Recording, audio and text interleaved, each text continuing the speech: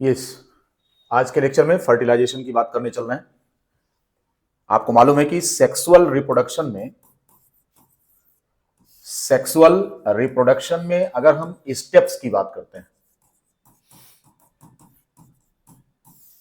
तो आपको मालूम है कि इतने स्टेप्स होते हैं। इनमें से पहला स्टेप होता है गैमेटोजेनेसिस, मतलब गैमीट का निर्माण होना।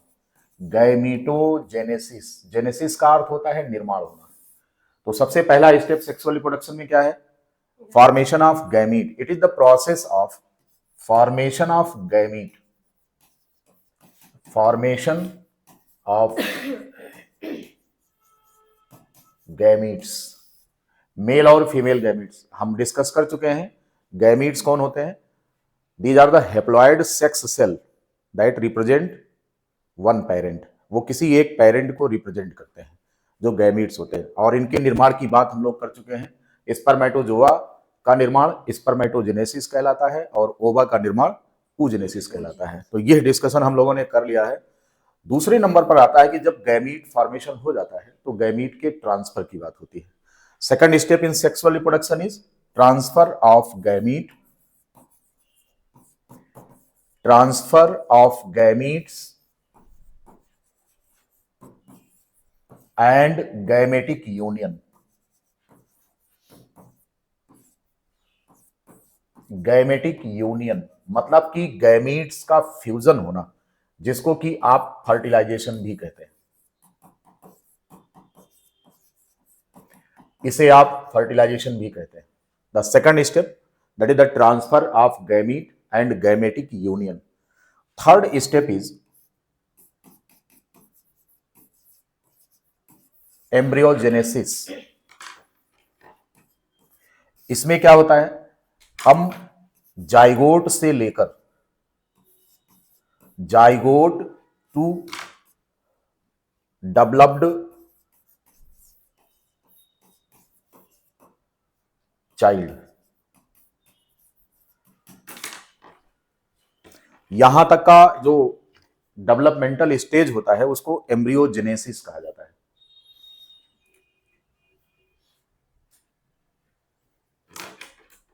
तो sexual reproduction by parental type of reproduction है और इसके जो स्टेप्स होते हैं इनमें गैमेटोजेनेसिस है, फिर गैमेटिक ट्रांसफर और गैमेटिक यूनियन है, और इसके बाद एम्ब्रियोलॉजिकल डेवलपमेंट, एम्ब्रियोजेनेसिस। इतने स्टेप्स होते हैं सेक्सुअल रिप्रोडक्शन में।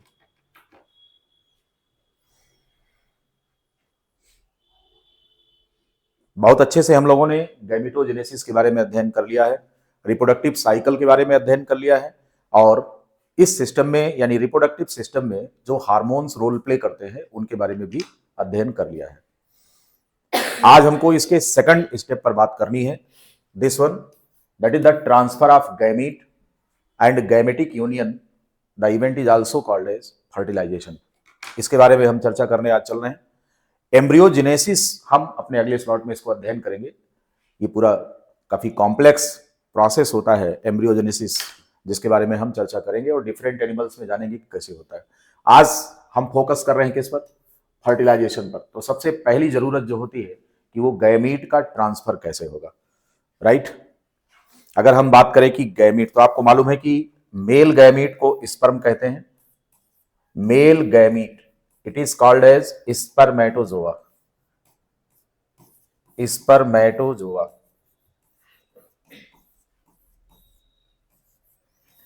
And it is motile.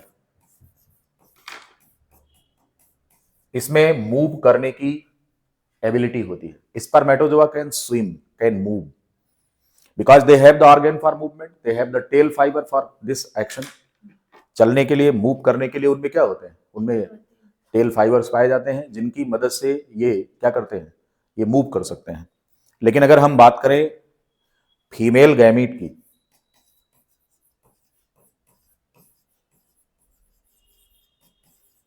Female gamete जैसे कि ओवा की बात कर रहे हैं, ये नॉन मोटाइल होता है। It is non motile.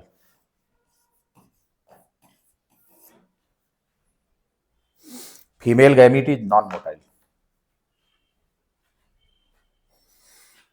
Question ये है कि ये कौन से ऑर्गेनिजम्स होते हैं जिनमें फीमेल गैमीट नॉन मोटाइल होता है और मेल गैमीट मोटाइल होता है। तो ये पूछने की जरूरत ही नहीं है, चाहे आप प्लांट्स की बात करेंगे और या फिर आप एनिमल्स की बात करेंगे। दुनिया के सभी प्रकार के लिविंग ऑर्गेनिज्म में female gamete is always non motile. Female gamete में कोई भी ऐसा स्ट्रक्चर नहीं होता कि वो जिसकी मदद से वो मूव करेगा। रिलीज होने के बाद, जैसे अब अगर हम ह्यूमन फीमेल की बात करें तो ओवरी से एग रिलीज होने के बाद इसको ट्रैप कौन करता था? जो इनफंडिबुलम में जो फिमरी है, वो फिमरी उनको ट्रैप करके ले आते थे और फैलोपियन ट्यूब तक ले जाते थे। अंडे में अपने दम पर किसी भी प्रकार का मूवमेंट नहीं होता है, इस बात को ध्यान रखना है। अब चाहे आप प्लांट्स की बात कर ले, अगर हम प्लांट्स की बात करते हैं, even in lower plants also you can consider the case of bryophyta, pteridophyta, या फिर एल्गी की बात कर ले, फंजाई की बात कर ले, इन सभी में फीमेल गैमीट्स में पावर ऑफ मूवमेंट नहीं होता। राइट, समझ में आ गया? एल्गी में जिनमें आइसोगैमीट्स पाए जाते हैं, आइसोगैमीट्स का मतलब समझते हैं?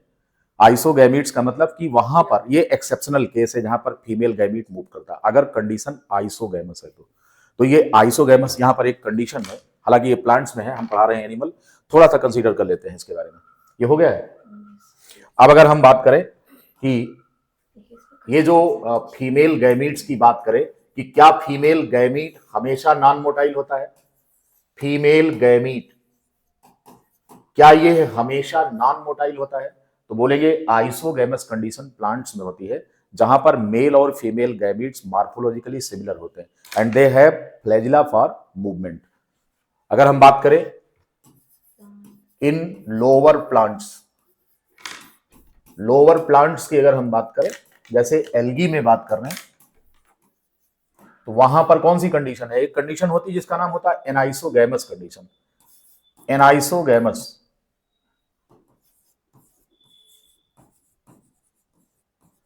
दूसरी कंडीशन होती है आइसोगैमस। अब ये जो आइसोगैमस है इनके बारे में बात करेंगे, और एक कंडीशन ओगैमस भी होती है। यहां पर एक कंडीशन ओगैमस भी होती है। हम बात कर रहे हैं आइसोगैमस की। दिस वन, जो आइसोगैमीट्स होते हैं they are similar in appearance, देखने में एक जैसे होते हैं और इनमें फ्लैजिला पाए जाते हैं। These are the organ for movement. तो बोथ गैमीट्स, मेल और फीमेल दोनों की अगर हम बात करें, देखने में एक जैसे होते हैं, तो यहां पर इनको मेल फीमेल ना कहकर प्लस और माइनस स्ट्रेन से रिप्रेजेंट किया जाता है। आइसोगैमस कंडीशन ये कुछ फंजाई में पाया जाता है, ज्यादातर एल्गी में पाया जाता है। आइसोगैमस कंडीशन, आइसो का मतलब होता है समान, गैमस का मतलब होता है गैमीट्स। जब गैमीट्स सिमिलर होते हैं मॉर्फोलॉजी में but they differ in their behaviour, अपने व्यवहार में वो अलग अलग होते हैं, so these are represented as plus and minus strain.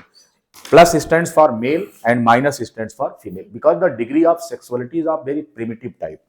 बहुत ही लोअर ग्रेड की सेक्सुअलिटी यहां पर होती है, तो जिसकी वजह से गैमीट्स देखने में सिमिलर होते हैं आकार में और उनकी बनावट में, जो बाहरी बनावट है, और इनमें पाए जाते हैं फ्लैजिला पाए जाते हैं। आपको मालूम है कि फ्लैजिला जब भी पाए जाते हैं इनका एक ही काम होता है मूवमेंट, तो ये इनको मूवमेंट देते हैं गैमीट्स को। और जनरली ये पानी में रिलीज होते हैं क्योंकि एल्गी का हैबिटेट क्या होता है? वाटर होता है। तो ये गैमीट्स पानी में रिलीज होते हैं और फिर तैर करके और अपने जो लिए जो कंपेटेबल होता है उस गैमीट के साथ फ्यूज करके और फर्टिलाइजेशन कर लेते हैं। ठीक, एनाइसोगैमस कंडीशन में अगर हम बात करें तो वहां पर क्या होता है? उनमें भी डिग्री ऑफ मूवमेंट होता है। तो उसमें एक जो मेल गैमीट होता है वो आकार में छोटा होता है, जो फीमेल गैमीट होता है आकार में बड़ा। अगर हम बात करें कि इस तरीके की कंडीशन हो, एनाइसोगैमस कंडीशन अगर, तो यहां पर भी ऑर्गन फॉर मूवमेंट होता है, फ्लैजिला पाया जाता है। स्पर्मेटोजोआ का आकार छोटा होता है और यहां पर जिनको हम स्पर्म कहते हैं, हालांकि यहां पर भी हम प्लस और माइनस से रिप्रेजेंट करेंगे, तो माइनस को हम क्या बोलते हैं? फीमेल गैमीट, और प्लस को बोलते हैं मेल गैमीट। लेकिन साइज का अंतर होता है, मेल गैमीट छोटा होता है और फीमेल गैमीट का आकार बड़ा होता है, और यहां पर भी ऑर्गन फॉर मूवमेंट होता है। ये जो दो स्पेशल कंडीशंस हैं, अगर इन्हें हम छोड़ दें, कौन कौन सी? आइसोगैमस और एनाइसोगैमस, तो तीसरी जो कंडीशन होती है ओगैमस कंडीशन, ये एडवांस स्टेज की होती है और दुनिया के ज्यादातर ऑर्गेनिजम्स में इस तरह की कंडीशन ओगैमस कंडीशन पाई जाती है, जो हायर ग्रेड के ऑर्गेनिजम्स होते हैं, वो चाहे प्लांट्स होंगे, एनिमल में, सब में ओगैमस कंडीशन आप कंसीडर कर सकते हैं, जहां पर फीमेल गैमीट में पावर ऑफ मूवमेंट नहीं होता है और मेल में पावर ऑफ मूवमेंट होता है।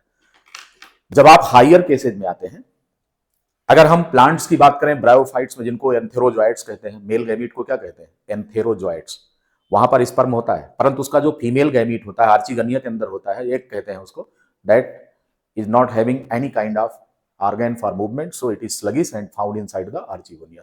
वो आर्चिगोनिया के अंदर पाया जाता है और उसमें मूवमेंट की पावर नहीं होती, इसलिए स्पर्म को चल कर जाना पड़ेगा। कहां तक जाना पड़ेगा, अंडे तक चल कर जाना पड़ेगा। किसको जाना पड़ेगा, स्पर्म को अंडे तक चल कर जाना पड़ेगा, क्योंकि वहां पर आर्चिगोनिया के अंदर बंद एग मूव नहीं करता, उसके पास कोई भी ऑर्गन ऑफ मूवमेंट नहीं है।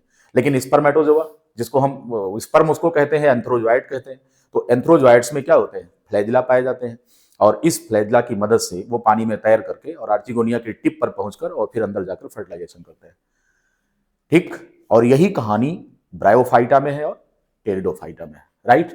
तो ये जो ऊगैमस कंडीशन होती है, दिस वन, ये जो ऊगैमस कंडीशन है ये एडवांस ऑर्गेनिजम्स में होती है, एडवांस्ड कंडीशन है ये एडवांस्ड कंडीशन है और ये हायर ऑर्गेनिजम्स में पाई जाती है।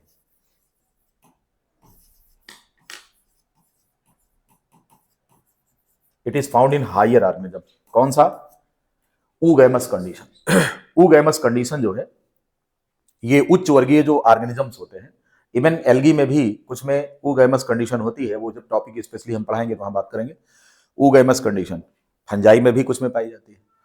अब उसके बाद आगे अगर बढ़ेंगे तो फिर सभी में ऊगैमस कंडीशन ही है। ऊगैमस का मतलब ये होता है कि फीमेल गैमीट जो होगा वो आकार में बड़ा होगा और नॉन मोटाइल होगा, और जो मेल गैमीट होगा वो आकार में छोटा होगा और मोटाइल होगा। तो इसको ऊगैमस को आप मेंशन कर लीजिए कि है क्या ये ऊगैमस कंडीशन की। अगर हम बात करें ऊगैमस कंडीशन, इन ऊगैमस कंडीशन अगर हम बात करें यहां पर,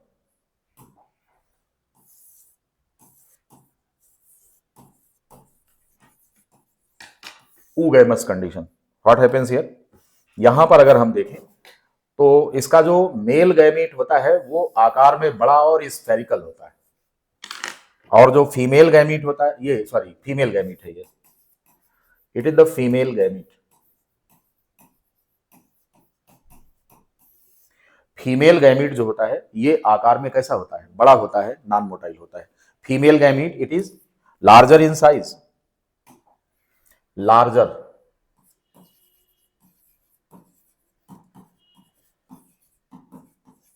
larger in size and non motile.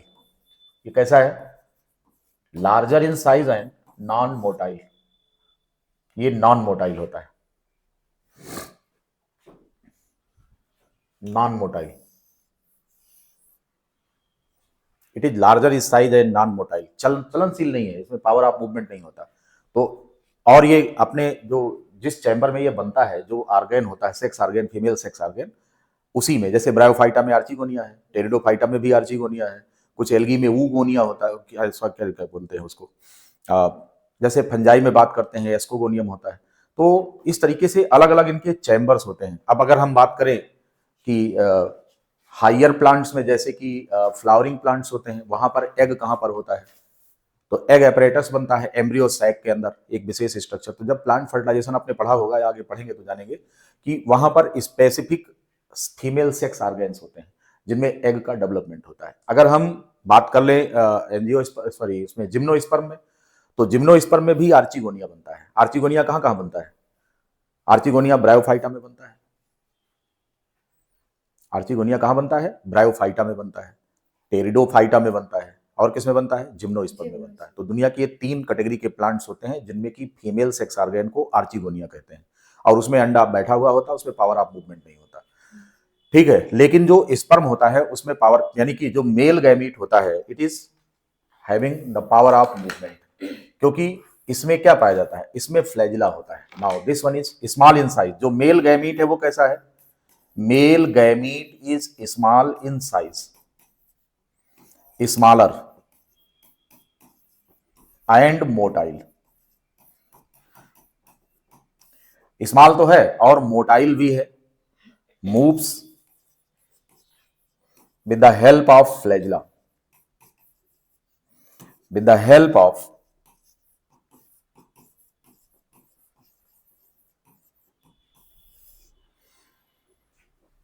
ये कंडीशन ऊगैमस कंडीशन है, जहां पर जो मेल गैमीट है वो छोटे आकार का होता है, सामान्य तौर पर छोटे आकार का ही रहेगा हमेशा, और इसमें आर्गन फॉर मूवमेंट या तो फ्लैजिला होगा या फिर टेल फाइबर्स पाए जाते हैं। जैसे कि मनुष्य के मेल गैमीट में यानी स्पर्म में फ्लैजिला नहीं होता, क्या होता है उसमें टेल फाइबर होता है। लेकिन प्लांट्स में क्या होता है, जो मेल गैमीट होते हैं उनमें फ्लैजिला पाया जाता है। अब कुछ ऐसे भी मेल गैमीट्स हैं जिनमें कि फ्लैजिला नहीं होता, जैसे हायर केसेज में अगर हम बात करें एंजियोस्पर्म्स में, तो वहां पर पोलन ग्रेन्स होते हैं। तो पोलन ग्रेन क्या होता है, वो मेल गैमीट होता है, मेल गैमीटोफाइट, वो मेल गैमीट नहीं है, मेल गैमीटोफाइट है, और उसके अंदर मेल गैमीट बनता है। ठीक है, तो पोलन ग्रेन में अगर पावर ऑफ मूवमेंट नहीं है तो फिर कोई एजेंसी उसको मूव कराती है। ठीक है ना। तो यहां पर अलग अलग तरीके से, चूंकि यूनिवर्स बहुत ही जो है डाइवर्स है, बहुत ही बड़ी डाइवर्सिटी है, यहाँ पर हर चीज में डाइवर्सिटी देखने को मिल रही है। तो गैमीट्स के जो है बनावट में और उनमें मूवमेंट में, इन सब में, उनके लोकोमोटरी ऑर्गन में, इन सब में डिफरेंस मिलेगा देखने को। तो अब तक आप समझ चुके हैं तीन कंडीशन, आइसोगैमस, आइसो माने एक समान, गैमस माने गैमीट, मेल फीमेल दोनों देखने में सिमिलर है, बिहेवियर उनका अलग अलग है, और दोनों में फ्लैजिला पाया जाता है, both are motile. When you go to see the condition of anisogamous, male and female gametes have the power of movement, but their size varies and they differ in their function also. And when you go to see the next advanced condition, that is oogamous condition, you will see here different conditions. चाहे वो plants की बात करें, animal की, सब oogamous condition में आते हैं। oogamous का मतलब यहाँ पर female gamete always larger in size and non motile, and the male gamete may be motile और नॉन मोटाइल। अब मोटिलिटी कहां पर मिलती है आपको देखने को, तो मोटिलिटी आपको देखने को मिल रही है, ये जो एल्गी हैं, फंजाई हैं, या फिर ब्रायोफाइटा हैं, या फिर टेरिडोफाइटा हैं, इनके मेल गैमीट्स में पावर ऑफ मूवमेंट होता है। किसमें किसमें पावर ऑफ मूवमेंट होता है, प्लांट्स की बात कर रहे हैं। प्लांट्स में अगर बात करें, एल्गी, फंजाई, ब्रायोफाइटा,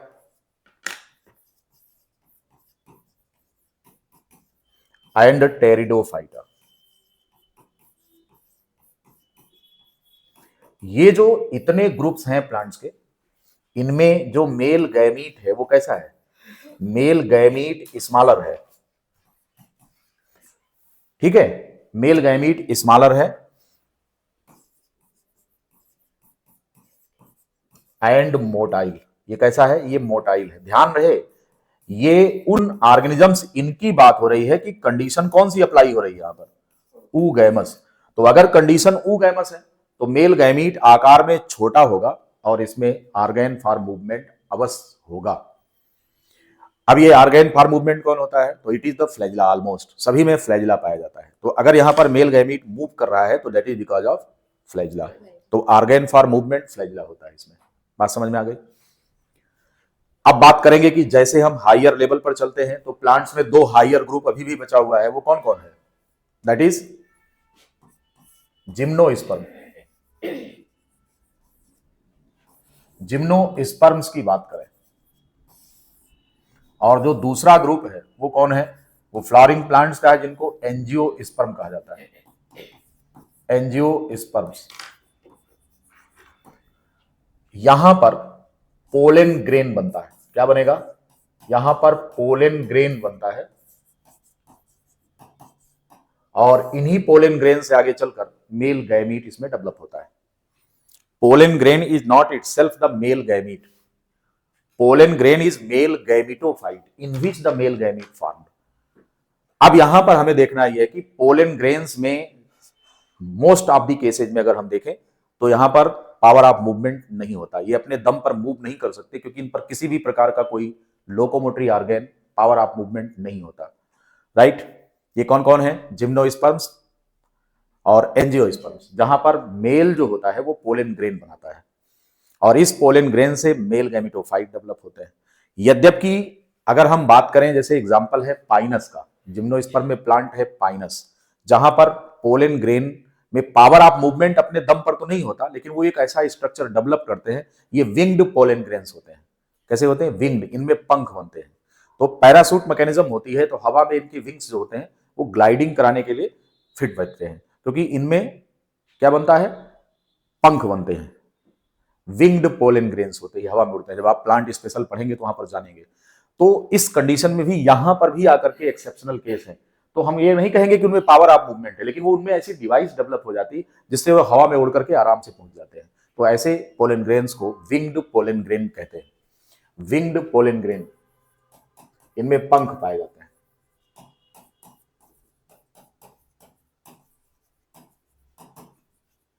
इन पाइनस, जहां पर ये जो पोलन ग्रेन है इसमें इस तरीके से अगर आप देखें तो ये विंग है, तो इस तरीके के पोलन ग्रेन है, तो ये हवा में इसको उड़ा कर ले जाते हैं, ठीक है। परंतु इनमें अपने दम पर मूवमेंट नहीं होता है। तो अगर पोलन ग्रेन में अपने दम पर मूवमेंट है, तो इनका गैमीट ट्रांसफर कैसे होता है? इस एक्ट को हम पॉलिनेशन कहते हैं। और पॉलिनेटिंग एजेंसीज होती हैं, वो बायोलॉजिकल पॉलिनेटिंग एजेंसीज होती हैं और नॉन बायोलॉजिकल पॉलिनेटिंग एजेंसीज होती हैं, ये पाई जाते हैं। Biological and non biological pollinating agencies होती हैं जो पाई जाती हैं। जैसे मान लो कि नॉन बायोलॉजिकल में दो प्रमुख एजेंसीज हैं, इनमें से पहला कौन है? एयर, दूसरा कौन है? वाटर। तो pollination by air it is called as anemophily, pollination by water it is called as hydrophily. ये जब प्लांट स्पेशल पढ़ेंगे तो वहां पर आप जानेंगे, क्योंकि आज हमारा जो है टॉपिक जो है वो किस पर बेस्ड है? फर्टिलाइजेशन इन एनिमल्स। तो थोड़ी ब्रीफिंग करके अब आगे चलना है। तो डिफरेंट टाइप के पॉलिनेशन आप पढ़ेंगे जहां पर गैमीट ट्रांसफर को चर्चा में लाया जाएगा कि पॉलिनेटिंग मैकेनिज्म क्या होती है, पॉलिनेशन के लिए जेनेटिक कंट्रोल किस प्रकार का होता है, और नेचर और जो जिसमें पॉलिनेशन होना है उन दोनों के बीच आपस में किस तरीके का कोऑर्डिनेशन होता है। ये सारी चीजें पॉलिनेशन में आप देखेंगे, right. Now come to the gamete transfer in animals. अगर हम एनिमल्स की बात करें तो स्ट्रिक्टली यहां पर ध्यान रखना है कि जो फीमेल गैमीट है always non motile and female gamete is motile. ये male gamete is motile and female gamete is non motile. ये कंडीशन अप्लाई होगी एनिमल्स में। सबको समझ में आ गया? आइए अब बात हम करते हैं एनिमल्स में कि किस तरीके से गैमीट का ट्रांसफर होता है।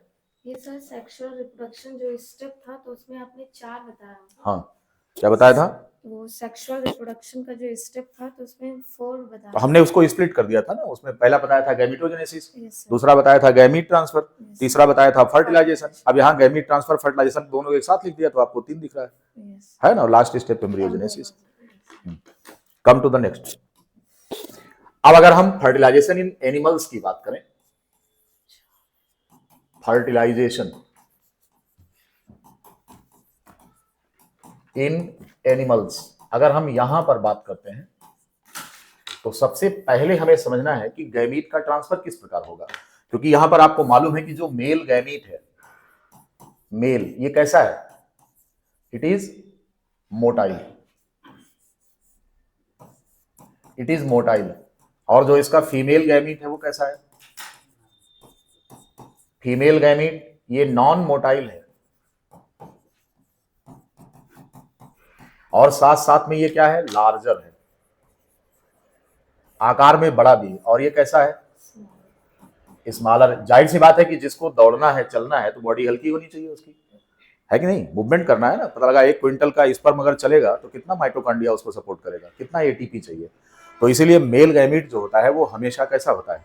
Male gamete is always motile and it is smaller in size in comparison to female, ठीक है। और फीमेल गैमीट जो होता है स्लगिश होता है, अपनी जगह पर पड़ा रहता है, and it is waiting for male gamete to come.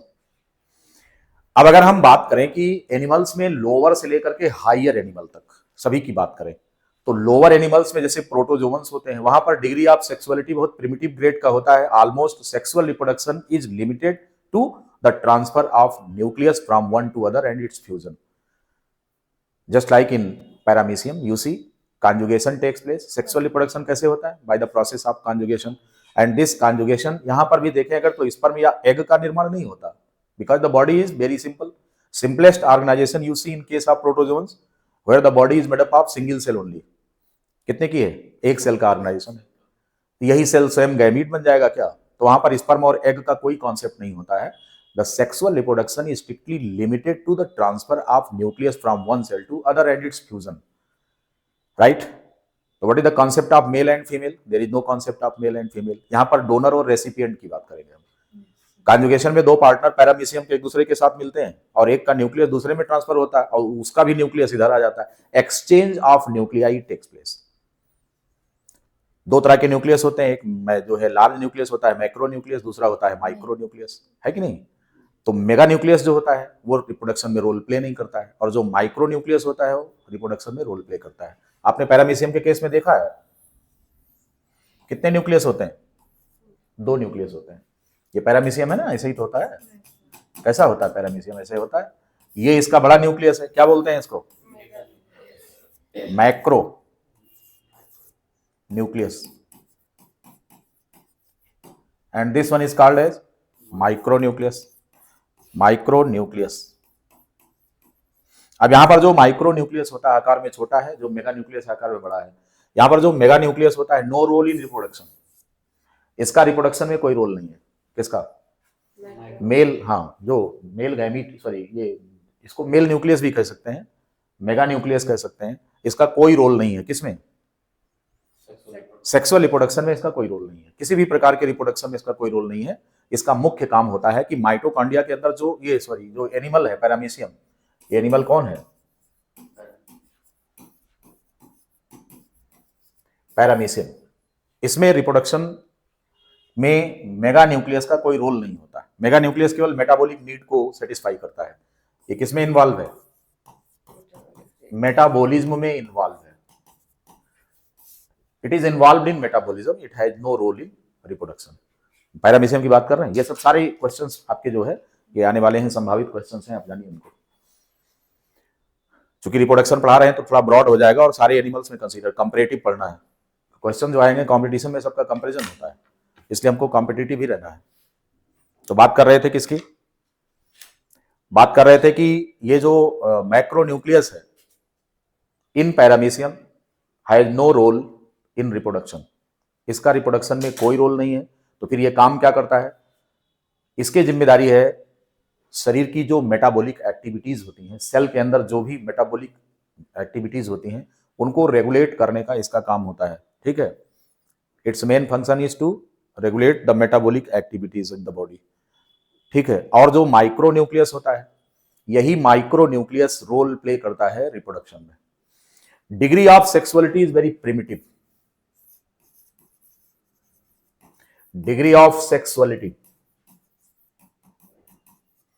is of very primitive type.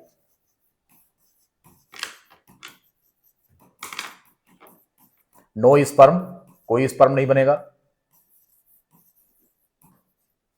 No egg, ऐसा कोई कॉन्सेप्ट नहीं है। Sexual reproduction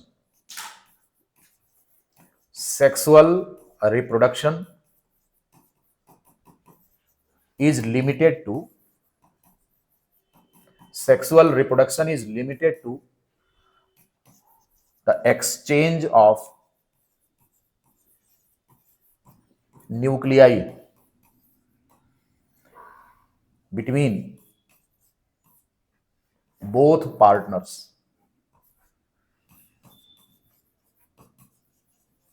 Yes.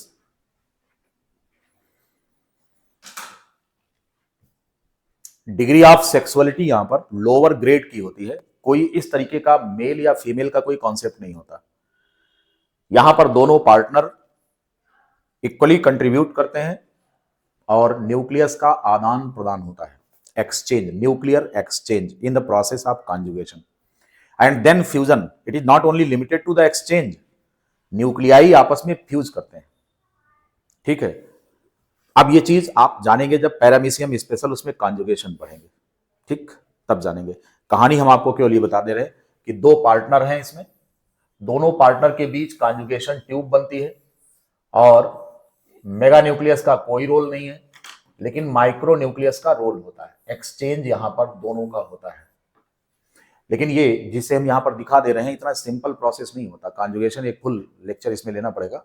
तो कॉन्जुगेशन की प्रक्रिया जो पैरामीशियम में होती है, न्यूक्लियर एक्सचेंज होने के पहले न्यूक्लियर डिवीजन होते हैं, इनमें से कुछ न्यूक्लियस नष्ट हो जाते हैं, कुछ बचते हैं, ये सारी चीजें हैं। तो इसका एक बहुत लंबा सिस्टम हो जाएगा। फिर यहाँ पर अभी उतनी बात नहीं करेंगे इस लेक्चर में, केवल इतनी बात कर दे रहे हैं कि जो लोअर एनिमल्स होते हैं उसमें एक एग्जाम्पल हमने लिया पैरामीशियम और बताया कि यहाँ पर स्पर्म या एग का कोई कॉन्सेप्ट नहीं होता है। कोई भी मेल या फीमेल का कॉन्सेप्ट नहीं होता है। Sexual reproduction is limited only to the exchange of these nuclei between two partners undergoing the process of conjugation and these are called, यहां पर जो पार्टनर्स होते हैं इनको हम कॉन्जुगेंट्स कहते हैं। क्या नाम देते हैं? इनको हम कॉन्जुगेंट्स कहते हैं, इनको हम मेल या फीमेल नहीं कहते, राइट। पॉपुलेशन बढ़ाने का जो उद्देश्य वो तो इनका सेक्सुअल रिप्रोडक्शन में पूरा हो जाता है। जैसे अमीबा की बात करें, बाइनरी फिजन होता है। पैरामीशियम में बात करें, बाइनरी फिजन होता है। यूग्लिना में बात करें, binary fission. What is the binary fission? Binary fission का मतलब होता है कि जब एक पेरेंट जो सेल है वो दो में डिवाइड हो जाए। यहां पर सेक्सुअल रिप्रोडक्शन आप पढ़ेंगे, एनसीईआरटी में भी इसका उल्लेख किया गया है कि जो यूनिसेलुलर ऑर्गेनिज्म होते हैं वो अगर डिवाइड कर ले तो इसी को रिप्रोडक्शन मान लिया जाता है, right. Reproduction is limited to the division of cell, इसी को मान लिया जाएगा कि वो अपनी पॉपुलेशन बढ़ा लेते हैं। तो अपनी पॉपुलेशन जो यूनिसेलुलर ऑर्गेनिजम्स होते हैं bye the process of division 1 से 2 में कन्वर्ट हो गए, इसी को हम क्या मान लेते हैं? रिप्रोडक्शन मान लेते हैं, ठीक है। ऐसा हायर एनिमल में होता है क्या कि हायर एनिमल 1 से 2 में हो जाए बस रिप्रोडक्शन मान लिया गया? ऐसा नहीं होता वहां पर। यहां पर जो यूनिसेलुलर ऑर्गेनिजम्स हैं, these do not form the gamete. मैंने अभी आपको बताया प्रोटोजोआ में न्यूक्लियर एक्सचेंज हो रहा है, न्यूक्लियर एक्सचेंज होकर के न्यूक्लियर फ्यूजन हो रहा है, ठीक है। तो यहां पर सेक्सुअल रिप्रोडक्शन का उद्देश्य पॉपुलेशन बढ़ाना है क्या? कॉन्जुगेशन का उद्देश्य पॉपुलेशन बढ़ाने से ज्यादा क्या है? ज्यादा है nuclear exchange and to maintain the genetic variability. क्योंकि आपको मालूम है कि जेनेटिक वेरिएबिलिटी जो है it is the rule of nature. Genetic variability का मतलब क्या होता है? नई नई प्रजातियों का डेवलपमेंट होना है। तो इस काम के लिए सेक्सुअल रिप्रोडक्शन होता है। Sexual reproduction creates the genetic variability among the offsprings. संतानों में जेनेटिक वेरिएबिलिटी पैदा करता है। एक ही माँ बाप से पैदा हुए दो भाई और बहन आपस में एग्जैक्टली सिमिलर नहीं होते। ये क्या है? ये जेनेटिक वेरिएबिलिटी। और यह चीज नेचर को पसंद है। किसको पसंद है? प्रकृति को। क्यों? क्योंकि जो वेरिएबिलिटी है, डाइवर्सिटी जो है, वो किसी भी लेवल पर है। अब अगर रिप्रोडक्शन के द्वारा जेनेटिक वेरिएबिलिटी क्रिएट की जा रही है तो जेनेटिक डाइवर्सिटी होगी। जब आप बायोडाइवर्सिटी पढ़ेंगे तो उसमें 3 प्रकार की डाइवर्सिटी पर चर्चा की गई है। किस पर? 3 प्रकार की, ecological diversity, species diversity and genetic diversity, इन पर बात की जाती है। तो ये बहुत ही ये खूबसूरती है नेचर का कि विभिन्न, पता लगा कि एक ही प्रकार के हिरन मिल रहे हैं देखने को, अच्छी बात नहीं है भाई।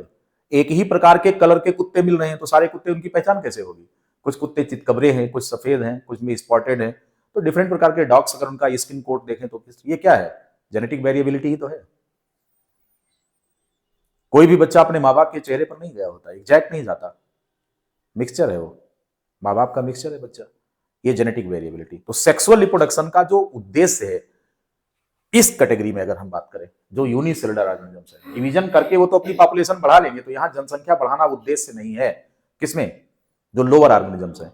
तो इनमें फर्टिलाइजेशन जैसा कोई कॉन्सेप्ट नहीं है। यहां पर न्यूक्लियर एक्सचेंज होता है और वो आपस में फ्यूज करते हैं, आप उसी को फर्टिलाइजेशन मान सकते हैं, ठीक है। यहां पर कोई जाइगोट जैसा कॉन्सेप्ट नहीं है, कोई एम्ब्रियोलॉजिकल डेवलपमेंट जैसा कॉन्सेप्ट नहीं है। तो जो यूनिसेलुलर ऑर्गेनिजम्स होते हैं वो बाइनरी फिजन से या मल्टीपल फिजन से डिवाइड होकर के और तीसरी इसकी कर लेते हैं कि साहब हमने रिप्रोडक्शन कर लिया है। अमीबा से पूछोगे रिप्रोडक्शन किया तो कहेगा हाँ किया। आप कहोगे आपने तो स्पर्म बनाया नहीं, आपने अंडे नहीं बनाए। कहता साहब हमारे यहाँ ऐसा होता ही नहीं है, हमारी प्रथा ही नहीं है ऐसी। हम क्या करते हैं?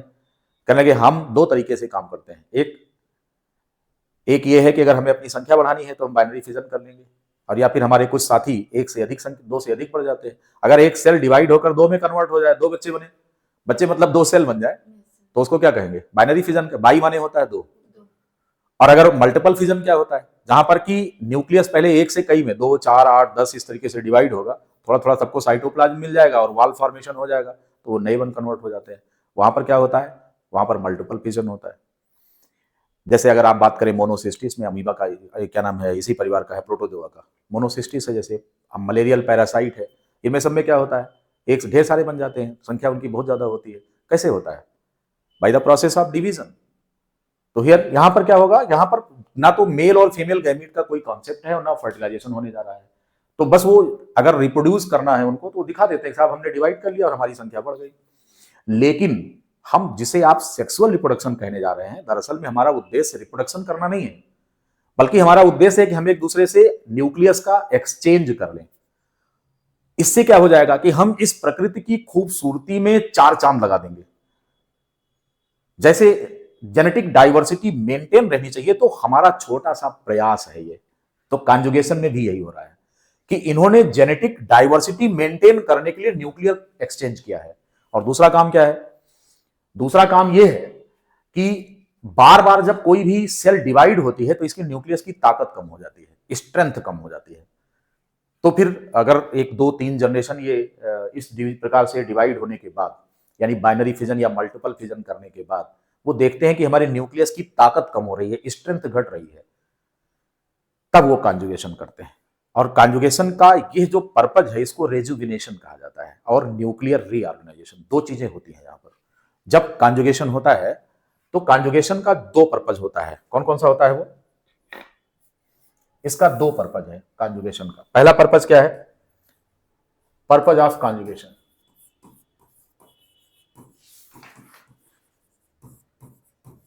पर्पज ऑफ कॉन्जुगेशन, तो यहां पर मुख्य पर्पज क्या है? इसमें पहला है क्या? रेजुविनेट करना, रेजुविनेशन। और दूसरा होता है न्यूक्लियर रीऑर्गेनाइजेशन।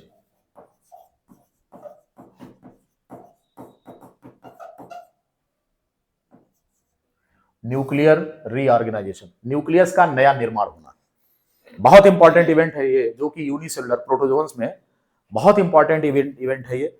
और रेजुविनेट करने का मतलब क्या होता है? To gain energy, to gain energy. बार बार डिवाइड होकर के थक गए हैं और एग्जॉस्ट कर रहे हैं, न्यूक्लियस की पावर कम हो रही है, तो ये रेजुविनेट करते हैं। रेजुविनेट का मतलब हो गया टू रीगेन एनर्जी, एनर्जी को हासिल करने के लिए, अपने न्यूक्लियस की स्ट्रेंथ को मेंटेन करने के लिए होता है। और न्यूक्लियर रीऑर्गेनाइजेशन किस लिए होता है? क्योंकि न्यूक्लियर एक्सचेंज हुआ है, तो उनका मटेरियल हमारे में, हमारा उनके में, तो न्यूक्लियस के अंदर एक नया जेनेटिक प्रोटोकॉल डेवलप होता है। न्यूक्लियर रीऑर्गेनाइजेशन किस पर्पज से होता है? For the purpose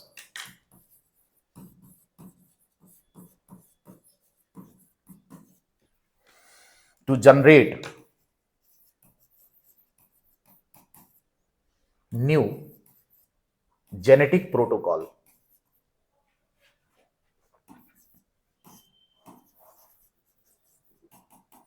genetic protocol.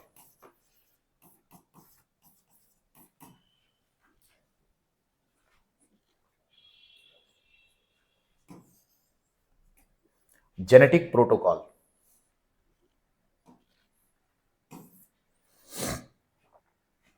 इनको एक नया जेनेटिक ब्लूप्रिंट मिल जाता है। इसी को न्यूक्लियर रीऑर्गेनाइजेशन कहते हैं। हायर क्लास में आप जाएंगे, हालांकि अब तो नहीं जाना, आप पीजी कर ही चुके हैं, तो एमएससी में रहा होगा ये न्यूक्लियर रीऑर्गेनाइजेशन, नॉन कार्डेट में ये टॉपिक रहा होगा आपका, कि कॉन्जुगेशन करने का पर्पज ये होता है कि हम न्यूक्लियस में रीऑर्गेनाइजेशन करते हैं, नहीं रीस्ट्रक्चरिंग करते हैं, उसमें नया जेनेटिक प्रोटोकॉल आ जाता है। उद्देश्य सबका यही है, to create the genetic variability. Sexual reproduction का उद्देश्य ही यही है। संतान तो बढ़ाना है ही है, हायर एनिमल्स में जाकर के संतान बढ़ाना है, लेकिन साथ साथ जेनेटिक वेरिएबिलिटी की बात आती है कि हमको जेनेटिक डाइवर्सिटी मेंटेन करना है। ये तो एनिमल्स में, चूंकि उनमें कॉन्शियसनेस होती है, सेल्फ कॉन्शियसनेस होती है, लेकिन अगर हम प्लांट्स को देखें तो उनमें भी एक प्रकार का ये ट्रेडिशन होता है, क्या करना? To maintain the genetic variability. इसलिए वो आउट ब्रीडिंग डिवाइसेज, आप एनसीईआरटी में एक टॉपिक है, आप जब कंपटीशन के थ्रू चल रहे हैं तो देखना पड़ेगा एनसीईआरटी को भी, 12th में है बायोलॉजी में, उसमें दिया गया है क्या? Outbreed devices, outbreeding और इन ब्रीडिंग। जो इन ब्रीडिंग होता है, it is the cross between the organisms that are very similar to each other. बहुत ही नजदीक की स्पेसीज के बीच में क्रॉस करा दो, तो ये क्या कहलाएगा? ये कहलाता है इन ब्रीडिंग। और अगर अलग अलग, मतलब थोड़ा सा डिसिमिलर ऑर्गेनिज्म में करा दो, तो उसको क्या कहते हैं? उसको आउट ब्रीडिंग कहते हैं। तो सेक्सुअल रिप्रोडक्शन का उद्देश्य प्लांट्स में भी यही होता है कि हम सेल्फ पॉलिनेशन को रोकें। सेल्फ पॉलिनेशन का मतलब कि एक ही फूल का जो पोलन ग्रेन है, उसी फूल के एग को फर्टिलाइज कर देता है। ये इनब्रीडिंग है, ये अच्छी बात नहीं है। इससे जो संतान पैदा होगी उसमें नए कैरेक्टर उभर कर नहीं आएंगे, अर्थात वो जेनेटिकली स्ट्रांग नहीं होगा। बात समझ रहे हैं ना? इसलिए वहां क्या होता है? इसलिए वहां पर आउट ब्रीडिंग डिवाइसेज को प्रमोट किया जाता है। क्रॉस पॉलिनेशन इसको कहते हैं। सेल्फ फर्टिलाइजेशन है, क्रॉस फर्टिलाइजेशन। तो self fertilisation promotes inbreeding, genetic term होता है इनब्रीडिंग। इनब्रीडिंग में क्या होता है कि जो संतानें पैदा होती हैं वो अपने पेरेंट से इंफीरियर हो जाती हैं, क्योंकि उनमें होमोजाइगोसिटी प्रमोट होती है। जेनेटिक्स में आप पढ़ेंगे आगे चलकर कि अगर बहुत ही क्लोज स्पीसीज के बीच में क्रॉस करा रहे हैं तो ये इनब्रीडिंग हो जाएगा। इसको हम ब्रदर सिस्टर मेटिंग भी कह सकते हैं, जो कि प्लांट्स में होता है। सेल्फ फर्टिलाइजेशन भी कह सकते हैं। इससे क्या होगा कि इनमें पैदावार फसल की कम होगी और क्वालिटी अच्छी नहीं रहेगी, क्वालिटी और क्वांटिटी दोनों घटेगी। इसलिए ऐसी संतानें क्या होती हैं, these are inferior to their parents. बात समझ गए ना? तो इस जेनेटिक वेरिएबिलिटी का मुख्य नाम, वो इसका उद्देश्य क्या होता है, नया जेनेटिक प्रोटोकॉल लाने के पीछे उद्देश्य यही होता है कि जो संतान आगे जनरेशन को कंटिन्यू करेगी that must be superior in quality as well as in quantity, दोनों में। ऐसी संतान हमको नहीं पैदा करना है कि जो सेनेसेंट हो, जिसमें तमाम प्रकार का मतलब कि more prone towards the disease, उसकी इम्यूनिटी अच्छी ना हो, उसके शरीर की बनावट अच्छी ना हो, लंबाई चौड़ाई कम हो उसकी, मतलब तमाम जितनी भी अच्छी चीजें आप समझ सकते हैं वो सारा इनकॉर्पोरेट करने के पीछे मकसद यही होता है कि जेनेटिक वेरिएबिलिटी को हमें क्रिएट करना है। नहीं तो संतानें इंफीरियर हो जाएंगी। क्यों? क्योंकि इन ब्रीडिंग होने पर होमोजाइगस करेक्टर आते हैं, और मान लो कि कोई रिसेसिव जीन है और होमोजाइगस में आ गया, तब तो उसको पता लगेगा कि उसको डिलीट करा देगा, पॉपुलेशन से ही हटा देगा। इसको जेनेटिक एलिमिनेशन कहते हैं। जैसे मान लीजिए कि किसी ऑर्गेनिज्म में दो रेसेसिव एलील मिल करके लीथल कंडीशन क्रिएट कर दें। मान लो दो पौधे हैं और पौधों में दोनों को रेसेसिव एलील मिल गया क्लोरोफिल निर्माण का। अब पता लगा कि जो संतान पैदा हुई इसमें क्लोरोफिल है ही नहीं है, तो सर्वाइव करेगा क्या? मर जाएगा वो। क्यों? उसको फोटोसिंथेसिस नहीं कर सकता, भोजन नहीं बना पाएगा। कोई हरा पौधा, अब उसमें क्लोरोफिल ही नहीं बन रहा है। क्यों नहीं बना? क्योंकि क्लोरोफिल बनाने वाला जीन दोनों तरफ से, दोनों पार्टनर की तरफ से रेसेसिव जीन दे दिया गया। तो जब रेसेसिव जीन एक साथ मिलेंगे तो इंफीरियर करेक्टर आ गया, अब उसमें क्लोरोफिल ही नहीं है, तो ये लीथल म्यूटेशन माना जाएगा एक तरह से देखा जाए तो। ये म्यूटेशन अपने आप होता है, लेकिन यहां तो सेक्सुअल रिप्रोडक्शन के द्वारा पैदा किया गया। समझ में आ गया ना? तो ऐसा कोई प्लांट पैदा हो जाए जिसमें कि क्लोरोफिल ही नहीं डेवलप हुआ, तो बेचारा इस दुनिया से चला जाएगा। इसको जेनेटिक एलिमिनेशन कहा जाता है। तो इनब्रीडिंग में result in genetic elimination of some species, इस दुनिया से चले गए। क्यों चले गए? क्योंकि वो इंफीरियर थे। ठीक, क्लोरोफिल बनाने वाला, मान लो कि ये कंडीशन है, ये जीन है कैपिटल सी। अब होता ये देखो रेसेसिव है सी, सी फॉर क्लोरोफिल, क्लोरोफिल डेवलप करने वाला। अब पता लगा ये डोमिनेंट है, ये भी डोमिनेंट है। अब इन दोनों का अगर मैचिंग कहीं हो गया, अगर इन दोनों में आपस में क्रॉस कराया गया और ये वाले मिल गए आपस में, तो कंडीशन क्या होगी? है? और अगर इसको डाला गया यहां पर, तो देखिए ये है। अब ये तो हेट्रोजाइगस है, ये आगे सर्वाइव करेगा, है कि नहीं? अगर ये मिल गया कैपिटल कैपिटल वाला और कैपिटल स्मॉल मिल गया, हेट्रोजाइगस है, तब भी काम चल जाएगा। लेकिन इनमें क्या होगा? नो क्लोरोफिल, यहां क्लोरोफिल बनेगा ही नहीं इस प्लांट में। अब देखो मामला क्या हो रहा है? यहां क्या स्थिति होने जा रही है? तो एक तरीके से लीथल कंडीशन बनने जा रही है कि ये प्लांट कभी अपने दम पर फोटोसिंथेसिस नहीं कर पाएगा। और जो पौधे फोटोसिंथेसिस नहीं कर पाते हैं वो क्या होंगे? हम लोग तो पौधों पर निर्भर हैं, तो पौधों का बनाया हुआ भोजन खा लेंगे। और पौधा किस पर निर्भर होगा? वो ग्रीन प्लांट ऑलरेडी है, और वो अपने दम पर फोटोसिंथेसिस नहीं करेगा तो क्या होगा? मर जाएगा, डेथ हो जाएगा उसकी। अब पता लगा कि सारी स्पीसीज इसी प्रकार की हो जाए, स्मॉल सी वाली, तो सारी इंफीरियर संतानें फिर इस दुनिया से चली जाएंगी। तो पता लगा उस प्लांट का तो इतिहास ही खत्म हो गया, इस संसार से इतिहास ही खत्म हो गया उसका। इसी को कहते हैं जेनेटिक एलिमिनेशन। जेनेटिक एलिमिनेशन का मतलब यह हो गया कि जब कोई भी संतान इंफीरियर आ गई और ऐसा हो गया कि उसका सर्वाइवल मुश्किल है, तो इस संसार से चला जाएगा, वो विदा हो जाएगा। इस दुनिया में पिछले कई हजार वर्षों पहले जो एक्सटिंक्शंस हुए, मिलियंस ऑफ ईयर्स पहले, वो सब किस कारण से हुए थे? उनमें एक फैक्टर यह भी था जेनेटिक एलिमिनेशन का कि इंफीरियर संतानें मिल गई। ठीक है ना? तो हमारा उद्देश्य यही है कि रिप्रोडक्शन करें और संतान कैसी हो? Superior in quality and quantity. इसलिए हमको जेनेटिक वेरिएबिलिटी पर ध्यान देना है। सबको समझ में आ गया ये? तो यही इसी का उद्देश्य क्या था?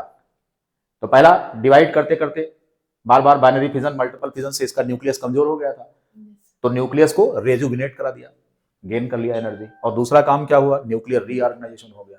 और न्यूक्लियर रीऑर्गेनाइजेशन होने की वजह से क्या हुआ कि इनमें कुछ कैरेक्टर्स ऐसे आ गए, एडवांस कैरेक्टर्स आ गए जो इनको आगे लेकर कैरी करेंगे।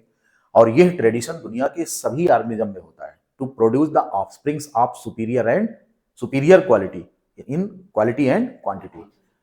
ये बात सबको समझ में आ गई? और ये तभी हो पाएगा जब हाइब्रिड संतान पैदा होगी। ठीक है ना? हाइब्रिड का मतलब दो अलग अलग स्टॉक के पेरेंट हों, एक परिवार दूसरा हो, दूसरा परिवार हो, लड़का किसी और परिवार का है, लड़की किसी और खानदान की है, फिर शादी कराई जाए, तो हम लोगों में क्या होता है, ह्यूमन बीइंग में क्या होता है, मैरिटल रिलेशनशिप स्टेब्लिश किए जाते हैं डिस्टेंट फैमिलीज के, उनका अपना आपस में कोई ब्लड रिलेशन नहीं होता, तो इनकी जो संतानें पैदा होती हैं वो सुपीरियर होती हैं। अब पता लगा एक ही परिवार में अगर कर लिया, अब जैसे मुस्लिम फैमिलीज में होता है, मुस्लिम फैमिलीज में they are moving towards the inbreeding, वो क्या हो रहा है उनमें, देखिए उनका जो ट्रेडिशन होता है कि मतलब कि एक ही फैमिली में विवाह हो जाता है, बस अलग अलग माँ बाप की संतान होनी चाहिए। अब पता लगा कि दो सगे भाई हैं, उनके बच्चों में आपस में विवाह हो जाता है, क्यों भाई? तो इस कंडीशन को क्या कहते हैं, ये गलत है, ये एक तरीके से इनब्रीडिंग को प्रमोट कर रहे हैं। अब इनको कौन समझाए, इनको कौन समझाए कि भैया थोड़ा सा, अरे भाई विवाह ही करना है तो परिवार में क्यों कर रहे हो, देश तो बहुत बड़ा है ना, तब अलग अलग फैमिली में करिए, मानते ही नहीं और सुनने के लिए भी तैयार नहीं है। और जो पढ़े लिखे लोग हैं वो समझते हैं इस चीज को, और जो नहीं पढ़े लिखे हैं तो वो जेनेटिक्स पर विश्वास ही नहीं करते हैं। हम कह रहे हैं साहब इनब्रीडिंग हो रही है, संतान सही नहीं पैदा होगी, जो संतान पैदा हो रही है उसमें तमाम बीमारियां आएंगी, स्किन प्रॉब्लम होगी, और भी तमाम प्रकार की फिजियोलॉजिकल डिसऑर्डर्स होंगे, मेटाबॉलिक डिसऑर्डर्स होंगे, है कि नहीं, कुछ सिंड्रोमिक हो जाएंगे। काहे भैया इस तरह कर रहे हैं? अब परिवार में ही विवाह करने का अच्छी बात नहीं है ना। अब लेकिन ये है कि मैं अब अगर इस पर धार्मिक टिप्पणी करना चाहें तो हम इस पर धार्मिक टिप्पणी नहीं कर रहे हैं, जेनेटिक टिप्पणी जरूर कर रहे हैं कि जेनेटिक्स के पॉइंट ऑफ व्यू से ये सही नहीं है मुस्लिम फैमिलीज में, जो कि एक ही परिवार में विवाह कर देते हैं। ठीक, जब पौधे नहीं मानते इस चीज को, देखिए उनके पास कोई ज्यादा सेंस नहीं होता, हम लोग तो जानवर हैं, जानवरों में हम मनुष्य हैं, वाह कितने सुपीरियर हैं। तो यार पेड़ पौधों को आप देखिए, दे आल्सो डेवलप आउटब्रीड डिवाइसेज, उनमें आउटब्रीड डिवाइस है, किसी में हर्कोगैमी है, किसी में डाइकोगैमी है, ये सब पढ़ेंगे आप आगे चलकर। तो उनमें क्या होता है, उनमें क्रॉस पॉलिनेशन को प्रमोट करने के लिए तमाम प्रकार की जेनेटिक डिवाइसेज होती हैं। पेड़ पौधे इस बात को सोचते हैं और मनुष्य होकर हम नहीं सोच रहे हैं, हद है यार। तो ऐसी संतान पैदा करनी है जो कैसी हो, सुपीरियर हो, क्यों भाई वर्मा जी? हाँ, क्वालिटी और क्वांटिटी में सुपीरियर हो, जिसका ब्रेन अच्छा हो, जिसमें इंटेलिजेंट क्वाइसेंट अच्छा हो, ऐसी संतान पैदा करनी है। तो इसलिए यहां पर ध्यान, अब देखो अब यहां पर पैरामीशियन भी यही सोच रहा है, क्या सोच रहा है कि नहीं साहब हम बहुत डिवाइड कर लिए बार बार, अब क्या करना है, न्यूक्लियर रीऑर्गेनाइजेशन हो, जेनेटिक वेरिएबिलिटी को प्रमोट करने के लिए हमें कॉन्जुगेशन करना है। समझ में आ गई होगी बात। तो यहां पर दो पर्पज के लिए कॉन्जुगेशन होता है, पहला होता है कि रेजुविनेट कराएं और दूसरा होता है कि न्यूक्लियर रीऑर्गेनाइजेशन कराएं। अगर इतनी बात समझ में आ गई हो तो आगे चलें। क्लियर? अब हम यहां से प्रोटोजोआ से निकलकर किस पर चल रहे हैं, अब आते हैं किस पर, स्पॉन्जेज पर। स्पॉन्जेज में फर्टिलाइजेशन कैसे होता है, फर्टिलाइजेशन इन स्पॉन्जेज। यहां पर अगर हम बात करें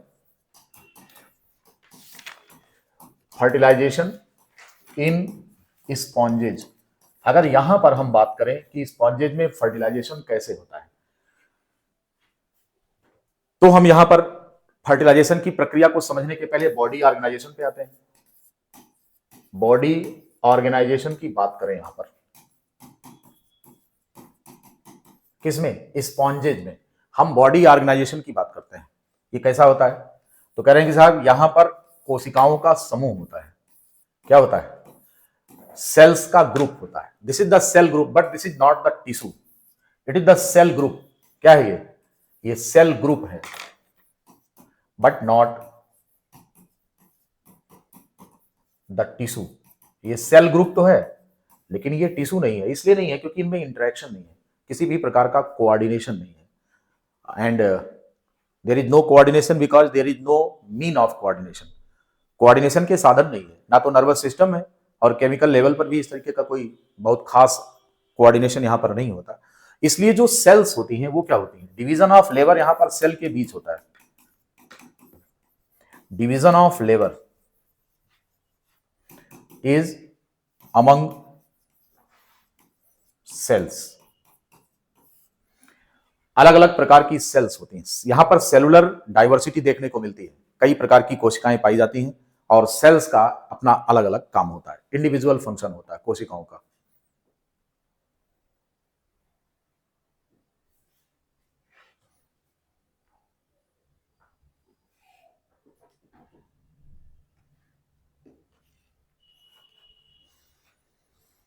बॉडी ऑर्गेनाइजेशन कैसा है, सेलुलर ग्रेड का है और इंडिविजुअल सेल का इंडिविजुअल फंक्शन है। तो यहां पर दो तरह की कोशिकाएं डेवलप होती हैं। पोरीफेरा में, फाइलम पोरीफेरा के एनिमल्स में दो तरह की कोशिकाएं यहां पर विकसित होती हैं। इनमें से एक का काम होता है क्या करना, गैमीट को प्रोड्यूस करना, और दूसरे का काम होता है गैमीट की गैमीट से मुलाकात करा देना। दो काम है, मैंने आपको बताया गैमेटोजेनेसिस। अब गैमेटोजेनेसिस करने का जिम्मा एक कोशिका के पास है, उसका नाम क्या है, आर्कियोसाइट।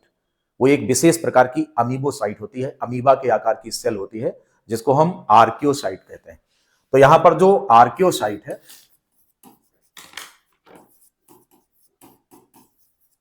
प्रोड्यूस गैमीट, इनका काम होता है गैमीट का निर्माण करना। किसमें, पोरीफेरा में दो तरह की सेल्स रिप्रोडक्शन में रोल प्ले कर रही हैं। कौन कौन है, इनमें से पहली सेल का नाम है archaeocyte and this produces the gamete. Archaeocyte ये गैमीट को प्रोड्यूस करती है। और दूसरी जो सेल यहां विकसित हो रही है उसका नाम है कॉनोसाइट। इनकी जिम्मेदारी क्या है, ये कॉनोसाइट्स जो होती हैं ये फ्लैजिलेटेड सेल्स होती हैं, लाइक दिस।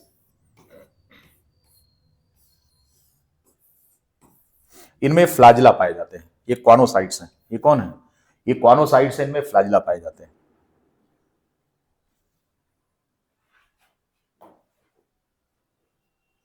इनका काम क्या होता है, हेल्प इन गैमेटिक ट्रांसफर।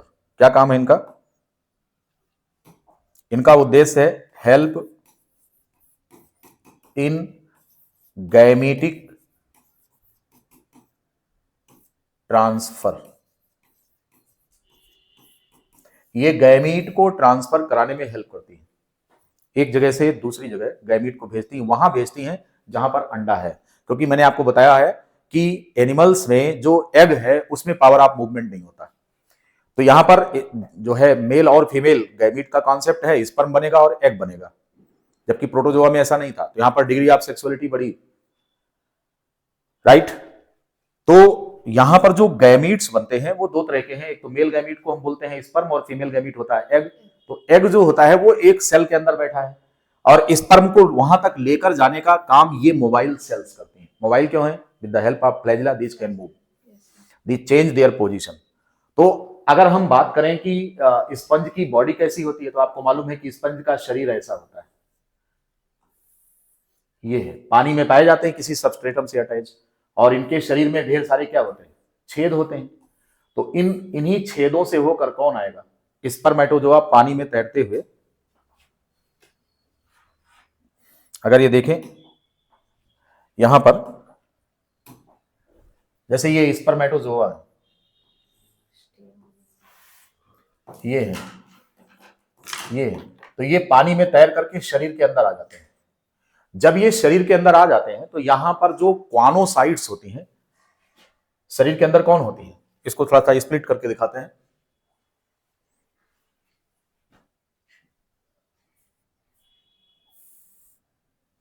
अगर हम देखें, अगर इसकी बॉडी का एलएस कर दें, if we cut the longitudinal section of the body, आप देखेंगे क्वानोसाइट्स का अरेंजमेंट कहां पर है। तो ये जो बाहरी जो लेयर है, ये इसको पिनाइकोडर्म कहते हैं, पोरीफेरा में पढ़ा होगा आपने, एक्टोडर्म या पिनाइकोडर्म कहते हैं, ये लेयर है। और इसमें छेद पाए जाते हैं तमाम, बीच बीच में क्या है, ऐसे छेद हैं। इन छेद को क्या बोलते हैं, ऑस्टिया कहलाते हैं, ये ऑस्टिया। और स्पर्म इसी रास्ते अंदर आया, स्पर्म इस रास्ते, यहां पर देखिए ये अंदर आ गया है, स्पर्मेटोजोआ अंदर आ गया, ये है, ठीक है। अब यहां पर जो इनर लेयर है, स्पंज की जो इनर लेयर है वो क्वानोसाइट्स है, ये क्वानोसाइट्स होती है, ये इनर लेयर है क्वानोसाइट्स की।